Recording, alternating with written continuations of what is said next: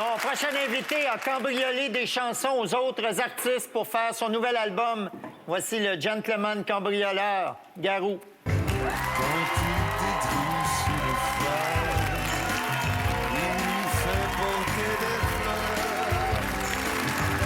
T'es encore en forme, le monde ici, hein? Est-ce qu'on dit Garou ou Garou? Je ne sais plus où on est rendu dans le monde. Ça dépend de où. Des fois, c'est Garouski. Mais c'est... En Russie, c'est Garouski. non, ça sera toujours Garou. Mais moi, j'aime bien Garou. Garou, je sais. Garou. C'est la première fois que tu l'as prononcé, t'as un petit feeling, Oui. j'ai senti. Garou, tu viens nous présenter ton 5e album. Ouais. Gentleman cambrioleur, du titre de la chanson de Jacques Dutronc. Tu y fais des reprises de chansons en anglais et en français. Tu dis que tu as cambriolé les artistes, alors on va écouter quelques-unes des chansons que tu as cambriolées pour ton disque. I don't wanna hear, I don't wanna know. Please don't say you're sorry, I've heard it all before. Quand il détrousse une femme, il lui fait porter des fleurs. Au gentleman cambrioleur est un grand seigneur. All is quiet on a New Year's Day. A world in white, it's on the way. Je veux tout, toi et les autres aussi, aux quatre coins de ma vie. Sur les cœurs, il n'y a pas de prix. Je veux tout de suite et ici. Ton disque s'appelle Gentleman cambrioleur. Ça aurait pu aussi s'appeler Préliminaire à l'amour.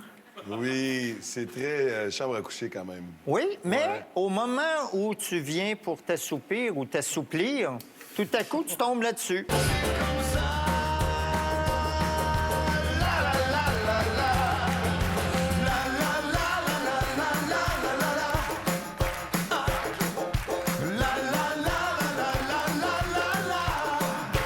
C'est vrai que ça réveille un peu, mais c'est pour l'action. Hein. Tu peux être chambre à coucher, mais t'es pas obligé de dormir. Tu sais.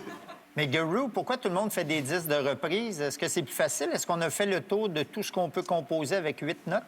Non, la preuve vivante est ici, d'ailleurs. Oui, mais lui, il en a trouvé une 9e. Il a trouvé la 9e note. Mais je peux vous confirmer que ça a été beaucoup plus difficile. C'était un travail hallucinant de recherche de chansons.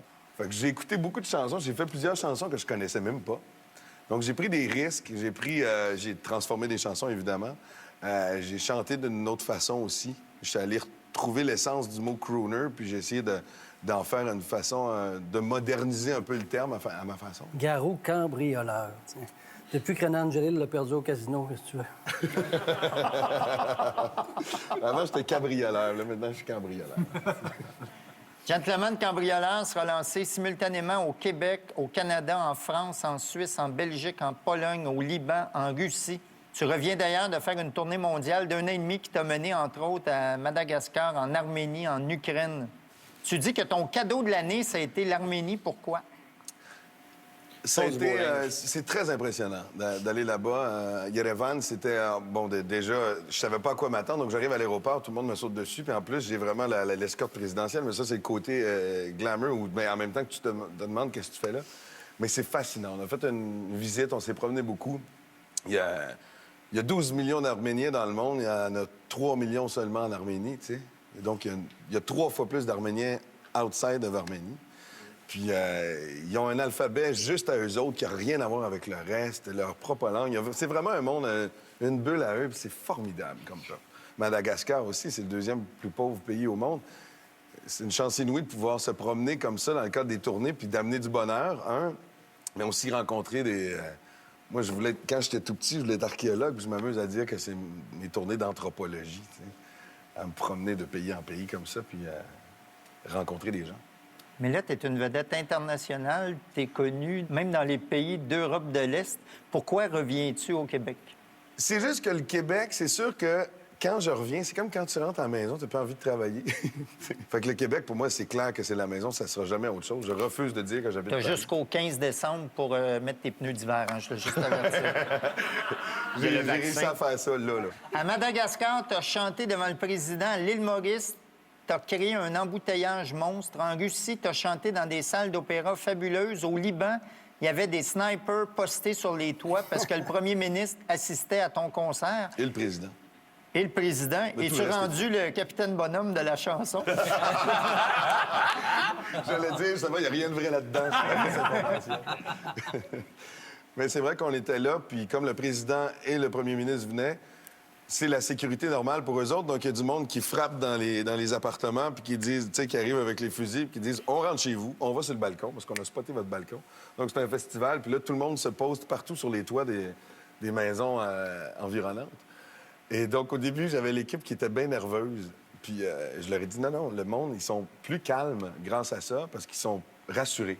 Toi, T'es t'étais-tu complètement rassuré? calme. C'est ton équipe? Ouais, c'est ça. Moi, C'est j'ai quand même même faire joué un à show avec ça un un peu. sniper sur la galerie. Là, c'est- T'es un point rouge, ça. John Zaman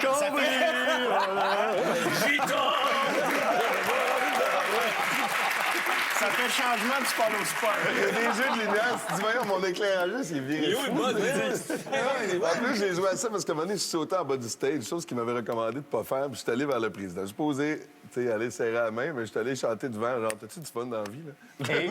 Et? Puis, non, mais tout le monde était souriant, puis l'ambiance était bonne. J'ai senti des bodyguards, là, près, mais tout était correct. Guru, tes associés et toi avez annoncé le mois dernier la fermeture le 31 décembre prochain de la salle de spectacle Le Medley à Montréal, dont tu étais le copropriétaire. Le Medley, une salle de 1800 places, accueillait jusqu'à 180 événements par année. Pourquoi vous avez décidé de le vendre à des Même la contracteurs? première salle dans laquelle j'avais joué à Montréal. Donc, j'étais rentré là sur un coup de cœur, puis sur un sentimental. Puis c'est vrai qu'au fil des années, on regardait le medley, ce qui se passait. Bon, je pense qu'on passe devant, puis on voit un petit peu qu'il n'est pas tout à fait droit. Tu sais. Il coûte de l'argent, puis surtout, il est impossible à remettre sur pied vraiment. Donc, à un moment donné, on n'a pas eu le choix. On a eu une offre, puis on s'est dit, il faut qu'on fasse quelque chose. De toute façon, il va être appelé à être démoli incessamment. C'est triste. Mais tu es un artiste qui ferme une salle de spectacle. Est-ce que tu es déchiré? C'est sûr que je suis déchiré. Surtout, j'étais fier d'être là pour encourager, en plus, le premier endroit où j'avais joué à Montréal. Et moi, j'avais même essayé de faire un projet dans lequel on intégrait une salle de spectacle, puis on faisait d'autres affaires dans ça. Donc, j'ai travaillé fort là-dessus. Puis après ça, il est sorti des affaires complètement fausses dans les médias. J'ai même pas voulu me prononcer. J'ai fait, regarde, je me mêle plus de ces affaires-là. Là. Je voyais des caricatures d'Octave Garou, toutes sortes d'affaires. Oui, parce qu'il y avait une rumeur qui disait qu'il y avait une possibilité de transformer le Medley, qui est situé en face de l'hôpital Saint-Luc, en complexe de santé privée. Ça n'a jamais été vrai? Non, ça n'a jamais été vrai. On a regardé comment on pouvait être complémentaire au projet du CHUM. Parce que bon, à partir du moment où le CHUM il vient devant chez vous, puis tu as un coin important comme René Lévesque à Saint-Denis, on regardait toutes les possibilités de comment on peut être complémentaire au projet. C'est sûr, quand tu vois un hôpital, tu te dis qu'il faudrait ouvrir un restaurant dont la nourriture est mauvaise. Où t'écris « Ici, c'est plus salé ». Encore plus mou.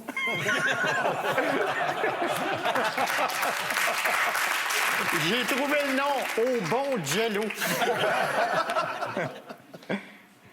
Guru, tu partages maintenant ta vie avec la chanteuse française Laurie. Ah, ouais. On en a des preuves. C'est pas toujours des preuves, ça. Non, ça, c'est vrai. J'ai déjà eu un front page avec Isabelle Adjani, comme quoi on était amoureux, puis je l'ai jamais rencontré de ma vie. C'est quand même extraordinaire. Il y a une photo, nous deux, comme une espèce de montage, où c'est écrit l'amour.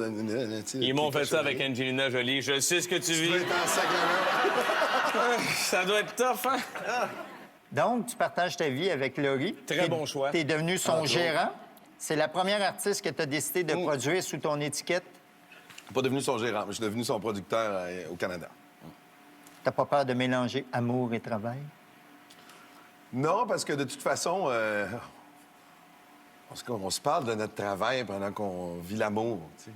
Pas dans le sens propre, mais de toute façon, Ton album, ça va bien, toi?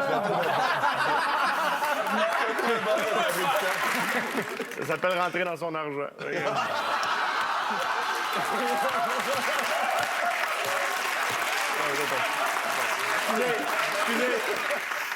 Garou, tu as chanté des chansons dans ta vie et ton disque s'appelle Gentleman Cambrioleur. On va cambrioler quelques chansons. Chante-la ta chanson.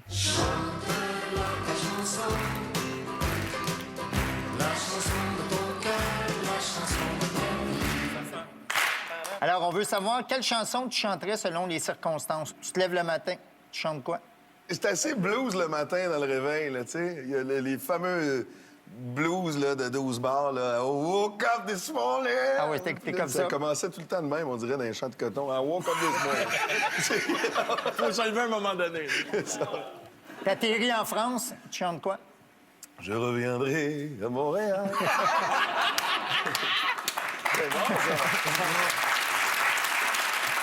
T'atterris en Arménie. Y a-t-il une chanson qui s'appelle J'ai peur parce que j'étais nerveux? Des fois. J'ai peur un peu des fois. J'ai peur beaucoup des fois. J'ai peur un peu, mais des fois, je n'ai pas peur du tout. Même génération. C'est pas leur disque. Ça vous fait drôle, on n'a pas 50, hein? Daniel, t'es tellement pas dans cette gang-là. Oui, Daniel, il voulait embarquer aussi. Il voulait... Hey, je le voyais taper du pied, puis c'est le pop citrouille. Des chansons sourire. Garou, tu t'endors en automobile. Qu'est-ce que tu chantes? Wake up, little Susie, wake up. Tu rencontres René Angélil. Qu'est-ce que tu chantes? Je rencontre René Angélil. Il faudrait que j'ai une chance.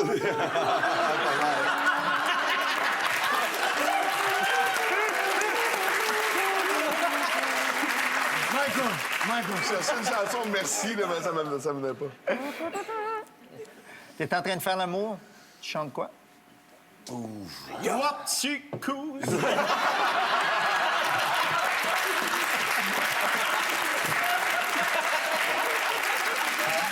Mais pas grave, Perrine, je suis rentré dans mon argent. Tu gagnes au poker. Tu chantes quoi? Le gambler en jouant au poker, ça me vient souvent. Ah oui, You c'est- got to know when to hold 'em, know when to fold 'em, know when to walk away, know where to run. You got to count your money when you're sitting at the table. Every time enough comes in when the dealing's done. C'est bon, ce là. Kenny Rogers, ça? Ou... Kenny Rogers, Kenny ouais. Rogers. Il est 4 heures du matin, t'es encore debout. Bref, une journée normale. Tu chantes quoi? sur le chemin. Mais... C'est trop facile? Tu t'en rappelles? Ouais. Vous vous en rappelez aussi, hein? Oui. Oui. Toute génération confondue. C'est de même que je veux faire ça. Vivre dans la nuit, c'est un job comme toutes les autres. Oh, oh, te. Elle faisait oh, oh, te. Faut que je pense à lui. Car il va m'oublier. Arrêtez, c'est gênant, c'est gênant, c'est Vivre gênant. dans la nuit, c'est l'heure d'aller me coucher. Là, il y avait le gars qui avec son gros solo. Alors, c'était... $1 à clip. Garou, merci beaucoup.